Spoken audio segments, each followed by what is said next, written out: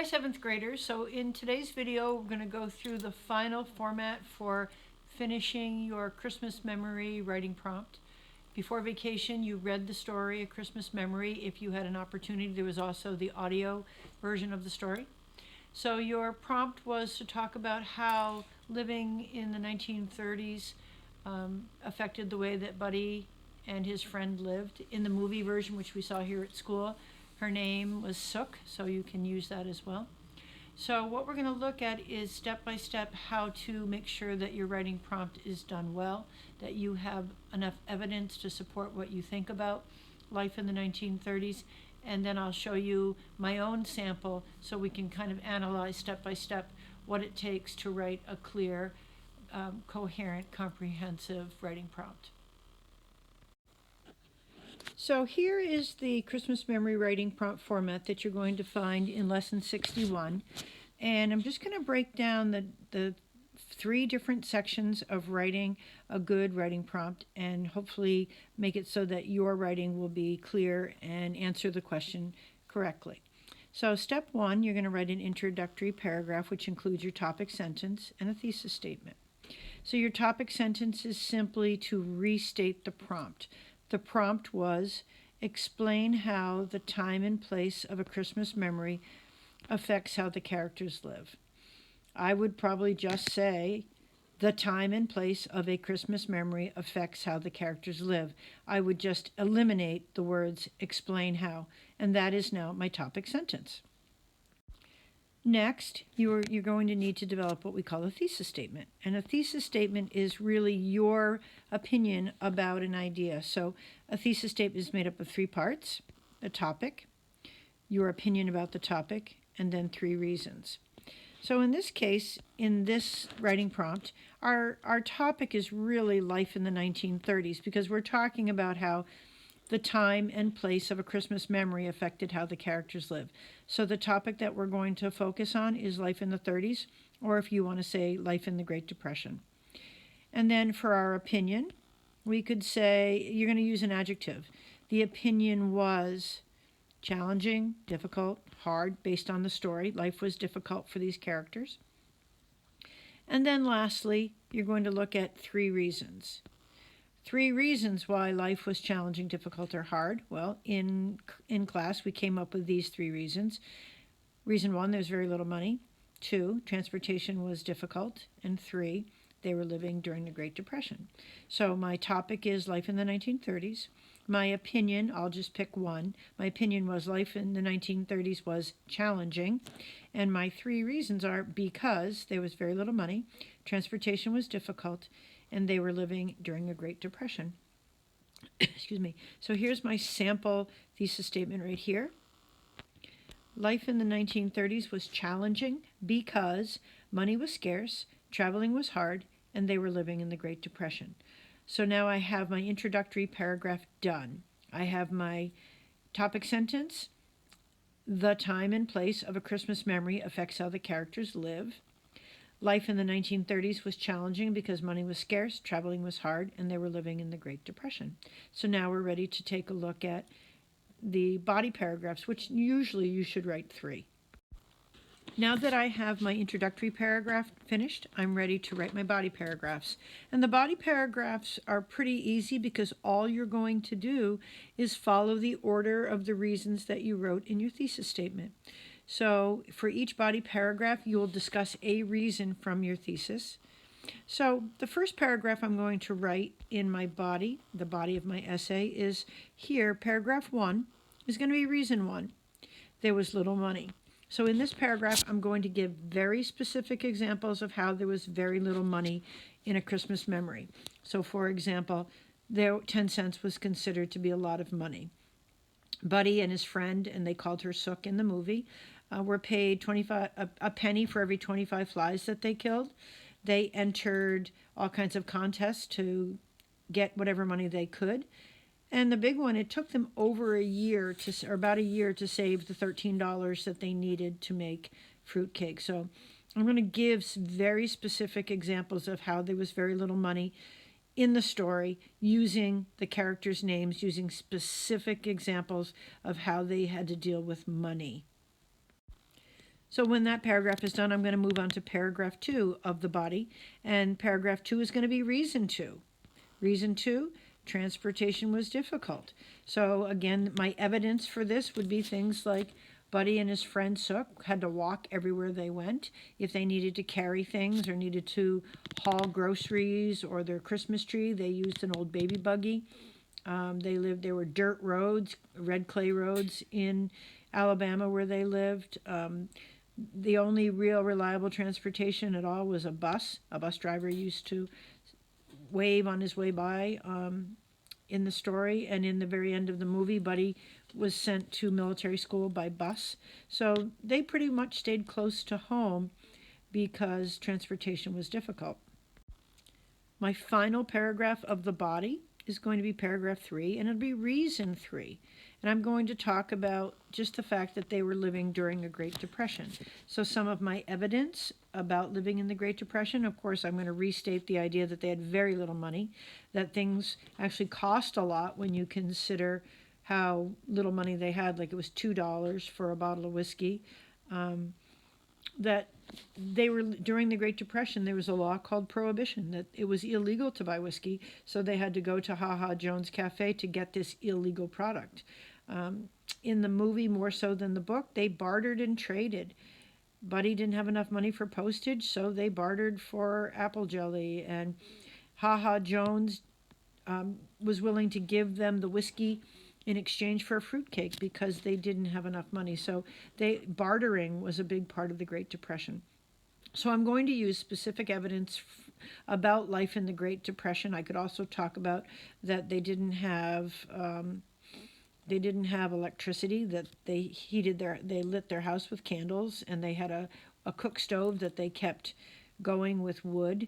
They hauled firewood with their buggy. So they didn't have a lot of luxuries in this particular time period.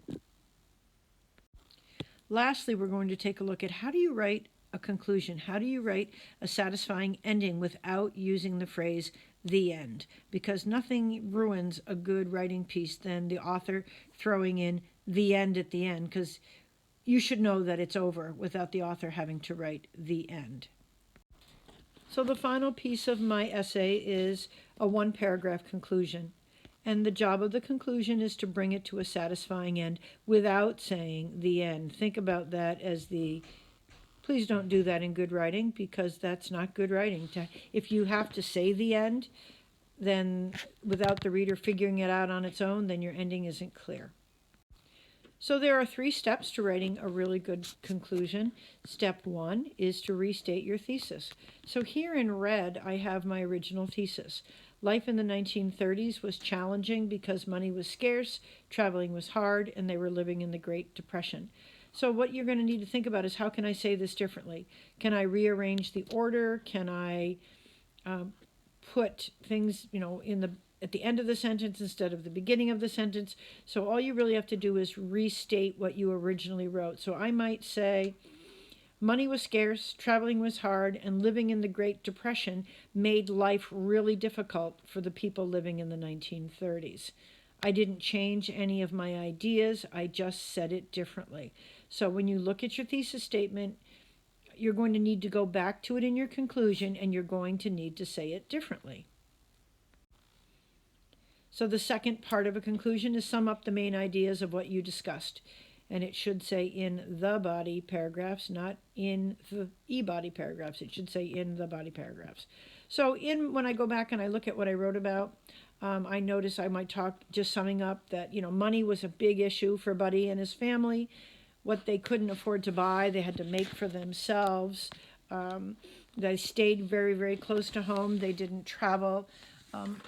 Buddy's cousin Sook never went to the movies. She'd never been more than 5 miles away from home. So I'm going to sum up the actual evidence that I talked about in the book. And then the last thing, why does it matter? Your closing sentence should be 1 or 2 sentences. So what? So what that life was challenging because there was no money and traveling was hard and they were living in a depression. From the book A Christmas Memory, why does it matter? So what? What can we learn? So when I think about the so what of A Christmas Memory, even though they had very little money, even though life was pretty challenging for this family, they still were managed to have a great Christmas. Buddy was able to make his friend Sook the kite that they loved. She made him a kite. They managed to create a Christmas tree without all the lights and bulbs that they wanted, just by making homemade gifts.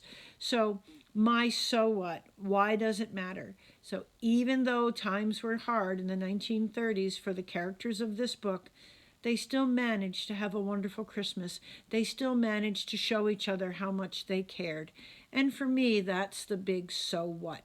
You need to come up with your own so what. Why does it matter that life was hard in the 1930s for the characters of A Christmas Memory? And then if you're able to do that final sentence, that so what, why does it matter, then your essay will be done. It's kind of like that last thing is, what's the lesson that we can learn? So in the next slide, I'm going to show you just what my current essay looks like. I have not finished my conclusion paragraph because that's something we're going to do together. So here is my Christmas Memory sample prompt. So you'll notice in red I've highlighted my introductory paragraph. In this introductory paragraph, I have my topic sentence. The time and place of the story A Christmas Memory affects how the characters lived. That's my topic sentence. All I did for that was restate the original prompt. The second part of my intro is my thesis statement. My topic is life in the 1930s. My opinion, it was challenging. My reasons, because money was scarce, traveling was hard, and they were living in the Great Depression. So I have my topic sentence, I have my thesis statement, and my introduction is finished. So you'll notice in blue I bracketed the body paragraphs. So like I said before, your first paragraph in the body, you're going to start, with reason one. For Buddy and his cousin Sook, money was always scarce. That's my first reason. So then what do I have to do? I have to prove that money was always scarce. So I'm going to give specific evidence from the story. 10 cents was considered a lot of money. There was a limited supply of food and resources.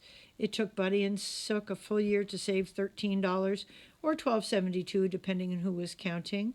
They bartered for what they needed. They didn't have the $2 for whiskey, so Ha Ha Jones gave them a jar in exchange. They paid for postage with the jars of apple butter. So that's my evidence. So it's very clear I read the story, that I understand it, because I have 7 pieces of evidence to prove that money was scarce.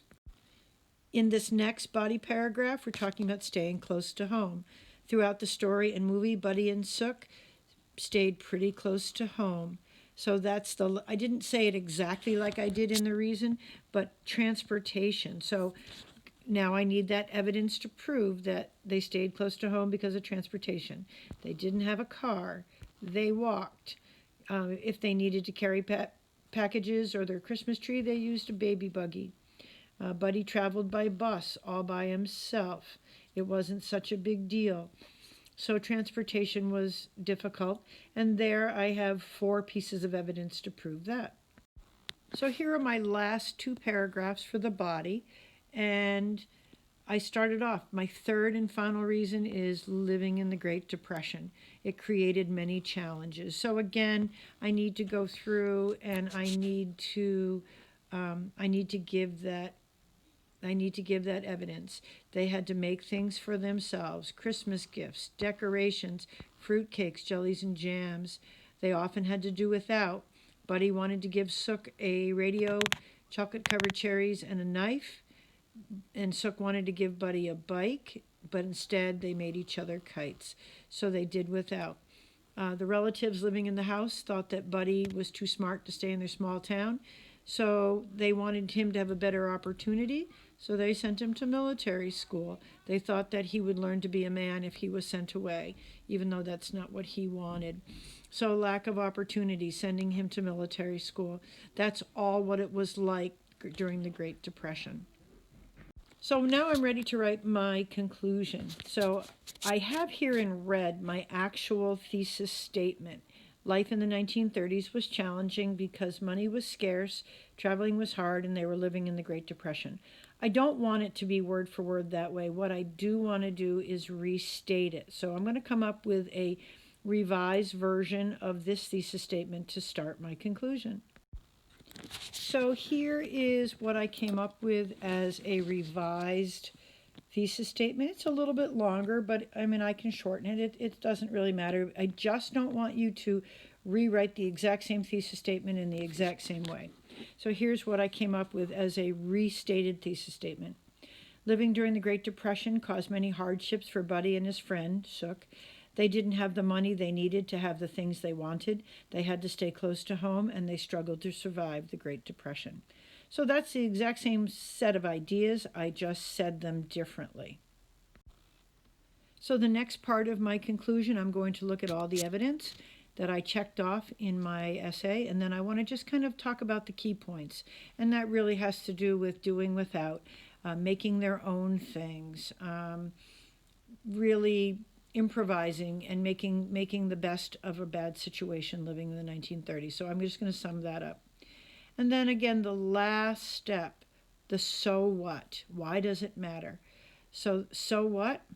For me, even though life in the Depression was so hard for so many people, including Buddy and his family, they still managed to create a wonderful Christmas for themselves by making gifts, making decorations, having the kind of personal, important Christmas that they would remember for the rest of their lives. For me, that's the so what. And that's the thing that you're going to need to think about is, so what? Why is life in the 1930s important to us today? What lesson can we learn?